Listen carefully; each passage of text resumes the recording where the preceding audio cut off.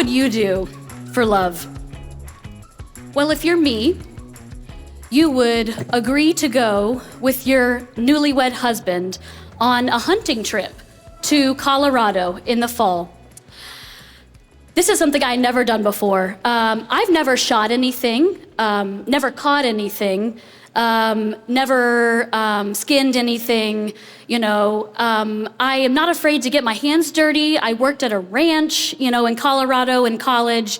I have 3 brothers, I've seen some things. So I'm not worried about getting my hands dirty. So I thought, what a fun way for me to get to know my husband and also to do something that he loves so that I can better understand him. So this hunting trip is something he had done for a couple years.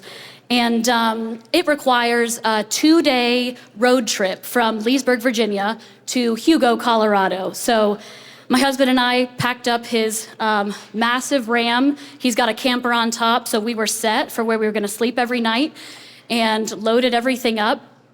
As we're driving, it's not even 7:45 a.m. and he's already talking about the Civil War. So it's a good sign. I'm convinced that every man is the same. So we take this trek, we have a really fun time on this road trip. We make it to Hugo, Colorado, the second night. And this is not, when I say Colorado, you think elk and mountains and expensive ski resorts. And this was like the Kansas part of Colorado. So we're on the prairie. There is not a tree in sight. There's a lot of dirt. There's a lot of cow patties. And we just pulled up and parked and decided Will was going to hunt on this cattle ranch. So we made a little dinner and we tucked in for the night in the camper, and I slept like a baby until I heard this sound. It sounded like a group of teenagers laughing and yelling. And I was like, what in the world? And then it dawned on me, there's a pack of coyotes right outside the truck. So I didn't sleep a wink the rest of the night. Don't go back to sleep. So the next morning, we're both up, at the crack of dawn. He's about to go start hunting. I'm like, babe, I didn't sleep much last night. You go ahead. I just need to take a beat, have a slow morning. He's like, all right, I got you. So my favorite part of camping is the fun time in the morning where you're making breakfast and enjoying the view. So that's exactly what I did. Made my scrambled eggs, made my sausage, enjoyed the morning to myself. And everything was going great until, and every woman in this room knows what this feels like, Aunt Flo decides to make a visit early. And so I was woefully unprepared for this moment. I think I could probably go in your purses right now and find that teeny tiny tampon that you use just for emergencies, amidst all of the Nature Valley crumbs and receipts in the bottom of your purse. So that's what I was working with. I was like, awesome, this will last me 2 to 3 hours tops. So I had that going for me, and what was interesting about this trip is, we were going in October, and I'm thinking, gorgeous fall weather. Well, by 10 a.m., it's 90 degrees.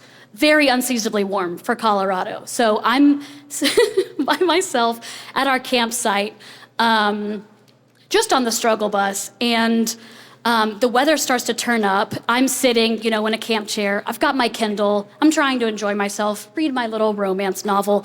And at this point, the sun is beating down and the wind is starting to pick up. And this is not a gentle breeze. The wind is whipping sand and dirt into my face. And I should mention at this point that I'm also on antibiotics. And so the combination of the sun beating down and the wind whipping is just a really bad combo. Think overstimulated, a million ways. Your clothes don't feel great, you have a hangnail, your head hurts because your bun is too tight, everything is going wrong. And I'm sitting under this canopy that Will brought, the kind that you bring to the beach for a little shade, and the wind picks up so much that canopy is sent. It flies up into the air and is deposited about 100 feet away, crumpled, never to be used again, completely broken. So I'm sitting there in the sun in my camp chair, bleeding out, and just in absolute anguish. So my husband comes back. He has not found an antelope to kill yet. So we decide that's a wash for today. We're gonna make some dinner and we're gonna go to bed. So we turn in for the night on our second night, and he goes right to sleep. I am laying there just, talking to God. I'm praying. I am thinking, wow, I am so grateful for my husband. I prayed for this man, this outdoorsy man who is kind, who is emotionally intelligent, who is sweet to me, who loves me, who lets me be a passenger princess in his truck.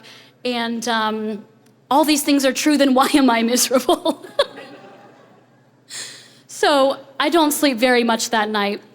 The next morning, I sleep in completely. Will's already gone hunting. And, I start the next morning a little differently. I'm like, you know what? It's going to be a good day. I'm going to maybe shoot something. Let's see how it goes. And so I make myself a little breakfast, and I'm like, all right, today's the day. I text my husband, and I say, hey, where are you? I'll meet you where you're scouting. And he's like, babe, I already shot one. I was like, yes. That's amazing. Where are you? I'll come find you. So he's like, yeah, just track my location. So I tracked him, and I found where he was. And he was like, all right, babe, I shot it 450 yards away, so it's right over there. That's a long way if you're not a hunter. So good job, Will. So we walk over to where the antelope is. And just for context, if you've never seen an antelope or you don't know how big they are, this is like a small deer. So think like a 60 to 80 pound animal. So we get there, and I'm like, great job, babe. This is so great. I'm so proud of you. So I'm starting to sit down, I'm like, let me know if you need any help. And married couples know what a rhetorical question is, but in this moment, he did not get that memo. So I'm sitting down, pulling my Kindle out, about to read, and he's like, actually, yeah, I would love your help. So I'm thinking, do you want me to hand you my water bottle? Do you want some gum? What do you need? And he's like, no, come over here, I'll show you. So my sweet husband is pointing at the deer, and he's like, so this is what I need you to do. You need to grab the hoof, and you need to pull it up, and you need to make sure the animal is about 6 inches off the ground, and I'm gonna take my knife, and I'm gonna start cutting at the skin and the sinew, and then I'm gonna get my hacksaw and get at the bone. And when I tell you, you need to pull up really hard and sharp so that the leg comes clean off.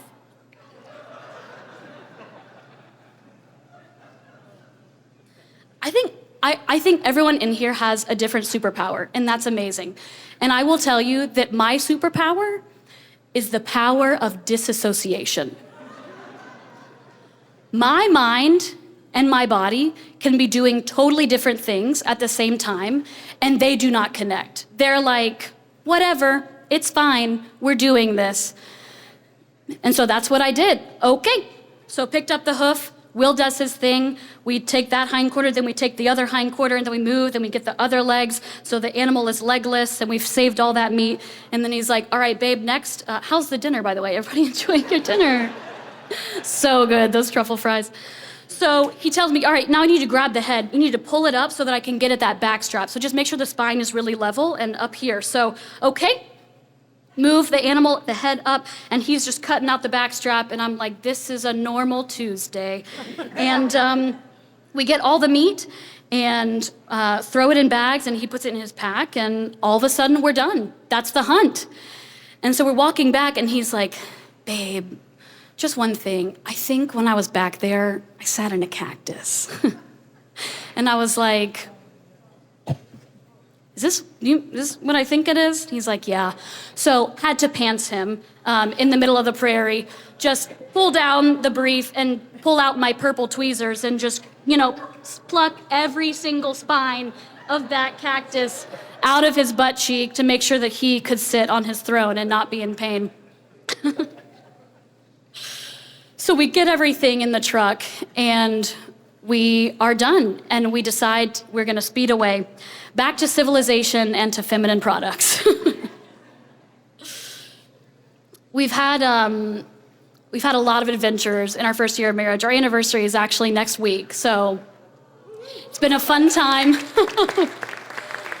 of being newlyweds, and there's more adventures to come. So I think our next biggest adventure is gonna be parenthood.